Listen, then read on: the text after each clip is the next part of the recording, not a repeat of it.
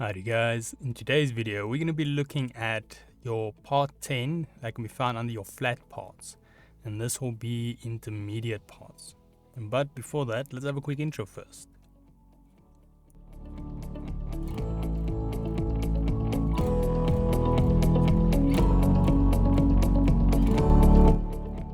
So today's video can be found on softwaretraining.co.za.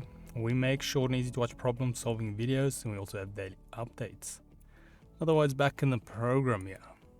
So now we are moving on to the fifth intermediate shape. So I would say these intermediate shapes are coming along quite quickly, which is nice. So now in order to make this shape, this is going to be a shape, the base silhouette or base outside shape is going to be something we've done before. You guys might recognize it, and yeah, that is the hexagon. So we've got the P10 here. If we open it and I zoom in here for you guys, you can see now we've got three different diameters or values to set.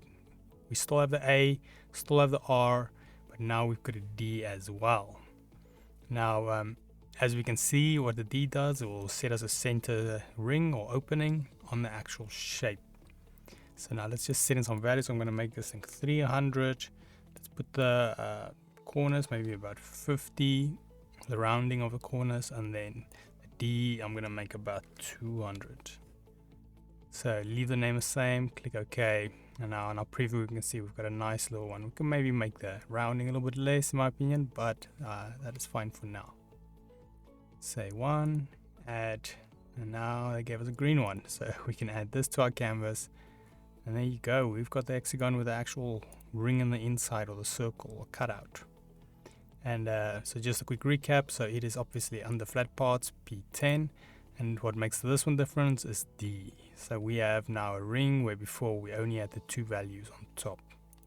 But yeah, otherwise that is it on part 10, or should I say part number 10.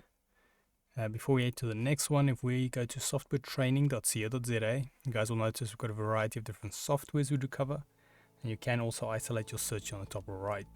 If you do not, however, find the training videos you're looking for, just simply go here, request a training video, fill in the mini form, and then we'll do our best to try and make that for you.